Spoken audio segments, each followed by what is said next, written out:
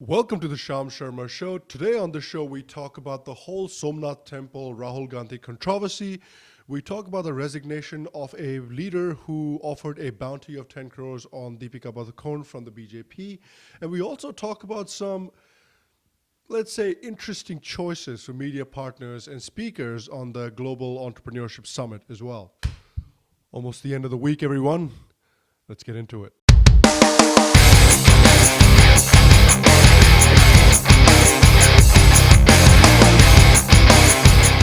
Hello, people of the interwebs, and welcome to a brand new edition of the Sham Sharma Show. Thank you very much for joining me. Thank you for watching. I appreciate you. Okay, now in the first story of the day, Rahul Gandhi has been making tours of a lot of temples in the past few weeks. I think this is the most number of temples I've seen Rahul Gandhi in since I can remember Rahul Gandhi entering politics at all. It's impossible to get Rahul Gandhi out of a temple these days. So Rahul Gandhi was visiting the Somnath Temple, and at the same time, Narendra Modi was giving a campaign speech in Prachi in Gujarat, not very far away from the Somnath Temple as well, where he was talking about Rahul Gandhi's ancestor, Jawaharlal Nehru, who was quite vehemently opposed to building the Somnath Temple because he said it would lead to Hindu revivalism, that rebuilding a temple that was destroyed by invaders is somehow Hindu revivalism and will lead to fundamentalism is an incredible stretch. But anyway, what happened essentially is that Rahul Gandhi visited the Somnath Temple because he's a Shiv Bhakt now. And what happens is he had a non-Muslim in his entourage as well, Ahmed Patel. So with the Somnath Temple, a non-Muslim is allowed to enter the temple, but to enter the temple, you have to first go just register and write down your name in a ledger under the non-Hindu column, and then you can go ahead into the temple. So Congress Party's media coordinator, Manoj Tyagi, was apparently the one who wrote down the names. And he wrote down Ahmed Patel's name in the non-Hindu column, and he also wrote down Rahul Gandhi's name in the non-Hindu column. And that picture of the ledger and his name written down in the non-Hindu column went viral over social media, and it was trending on Twitter, and everybody was just going crazy about it. And people were just asking, wait, hang on, what religion is Rahul Gandhi? So of course people are saying, wait, hang on, why are people so upset about Rahul Gandhi being non-Hindu, and what his religion is shouldn't really matter when coming to electing him for a political office. And I agree, it really shouldn't. It doesn't matter if I don't care whether he's Hindu or Muslim or a bloody Jedi when it comes to electing him or not electing him to a public office. And I honestly don't believe that that's what people are upset about. I think what people are upset about is this religion baiting tactics, which are decades long of the Congress, of this guy and of this party who has railed against Hindus and railed against Hindu communities for being fundamentalists, for oppressing minorities, for this and for that. And then as it comes to the Gujarat election and Congress party realizes that Hindu votes are going to be important in the Gujarat election, suddenly Rahul Gandhi becomes a practicing Shiv Bhakt Hindu. And the other incredible thing about it as well is one of the Congress spokespersons, he came out and he said that Rahul Gandhi is actually a Janeudhari Brahman. And that is just so incredible coming from a party that has, again, been highly critical of Brahmanism, and they've said that Brahmanism is the scourge of the country and Brahmanism is what's going to destroy the country and things of that nature, which of course that's not true, but that's what the Congress party has peddled. And so people are not really mad about what Rahul Gandhi's religion is. People are mad about just using religion, using caste, and using identity, using them to divide people, using them to get votes. And people are like, oh wait, hang on, BJP does that too. And sure, BJP has done it in certain areas as well, but I think, say what you want about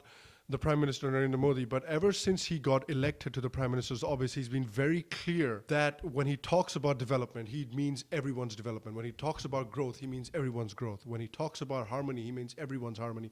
He doesn't talk about one particular community, which can't be said about the Congress still. And this is what people are angry against. People are angry against this kind of pandering politics.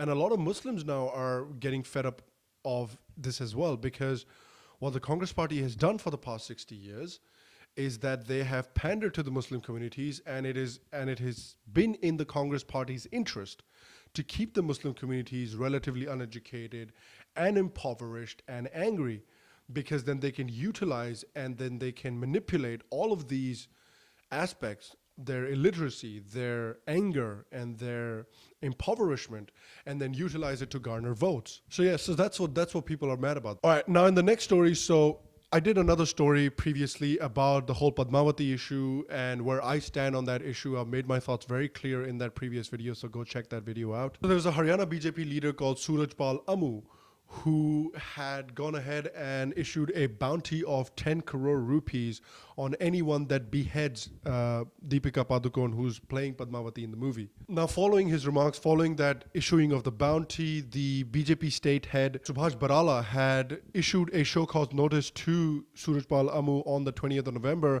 asking him to explain the comments and asking him to explain why he issued these comments, which are completely against the party line. So I feel like what was happening with Mr. Amu is that there was a lot of internal pressure from within the party for him to resign, because the party is obviously quite keen to distance themselves from Amu and his comments. So what he decided to do is he decided to just go out on his own terms, so to say, go out like a martyr and say that, look, before you even fire me, I quit. So he wrote a letter in which he said, CM Khattar does not heed dedicated workers and office bearers. Mr. Khattar is surrounded by a coterie which is taking him away from dedicated workers for the last 3 years. Now again, this might be true, this might not be true about the whole coterie stuff and about Khattar not being in touch with the ground.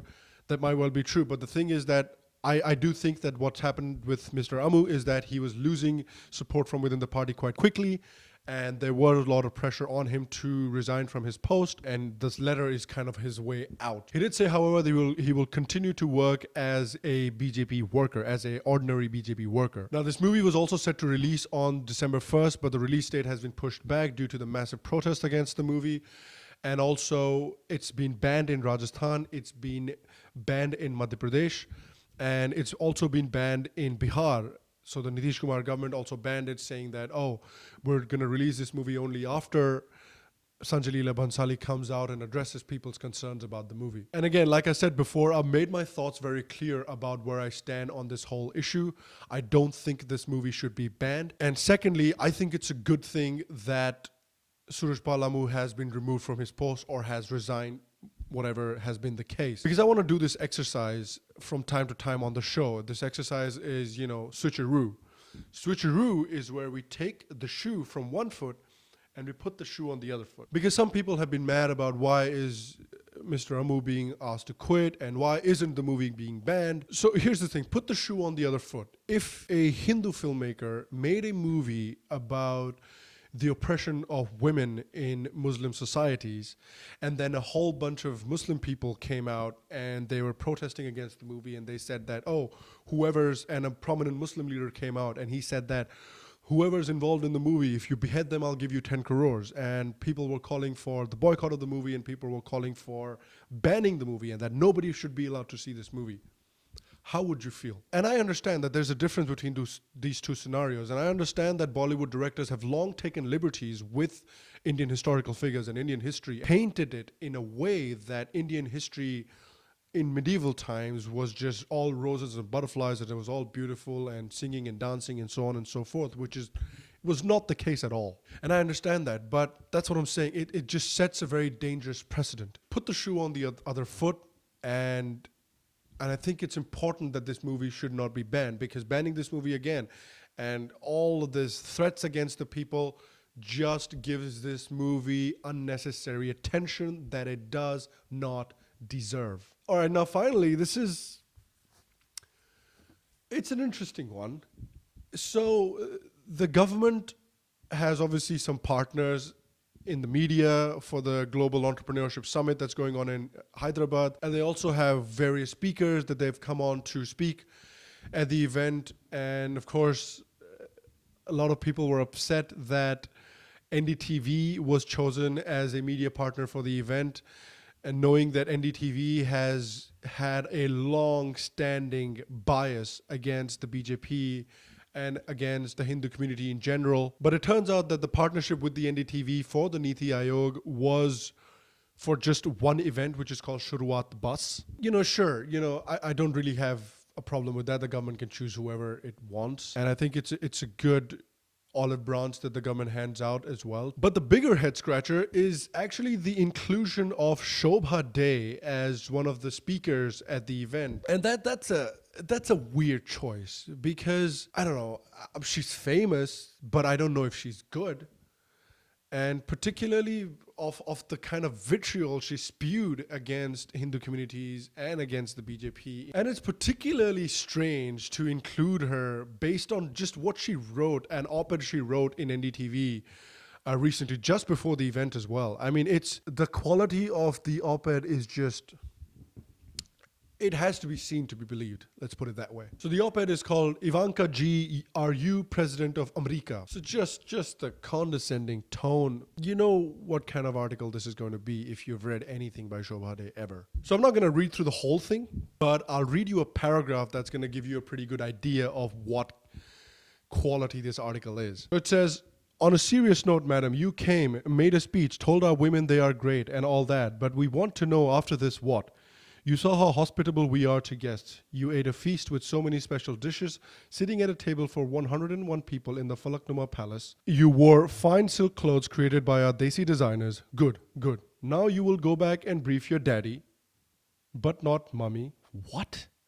About what you saw, who you met. Daddy is a clever man. As his official advisor, you are even more clever. So, madam, what will you tell Trump Ji? He will ask, how many towers did you manage to sell in India? And you will reply, I was not there to sell towers, but to empower the women of India. Then daddy will lose interest and talk about Mexicans. It's okay. You're doing your job. He is doing his. Together, you're both controlling the world. Jai Hind. And this is where a discrepancy kind of crops up in the left liberal kind of media and other people. Just imagine if a BJP supporting man had written the paragraph that I just read to you. Imagine the hate and the charges of sexism that would be dropped on his head. What do you mean? Do you think Ivanka goes home and calls Trump Daddy G and Daddy and this and that? And just the condescending tone and attitude you have towards Ivanka. She's a woman, shame on you. Just imagine that. So that discrepancy is important to point out because these left liberals often take those liberties with people they don't like and they can say whatever to them because they're liberals, because they support everybody's rights, so they can say whatever they want. As you can see from this article, that's often not true. The left liberal elite kind of tend to have a lot more contempt for different kinds of people than the so-called conservative people tend to have. And that's important to remember. At least one good thing that's come out of this whole inviting Shobhaa Day and having NDTV as a partner is that nobody can accuse BJP of not being bipartisan. This is pretty much the same as, Congress organizing an event and maybe inviting Praveen Togadia to come and deliver a keynote speech. So, there's that. And that's the show. Thank you very much for joining me. Thank you very much for watching. I appreciate you. So I'm going to have a special episode come up on Sunday, so watch out for that. And I hope everyone has a great weekend. If you're enjoying the show, make sure to like the show, share the show, tell your friends about the show, and subscribe to the show's channel if you haven't already. We're going to be back again on Monday with a brand spanking new episode, and we will fill you in with the top stories of the day. So until then, stay healthy, stay happy, and I'll see you soon.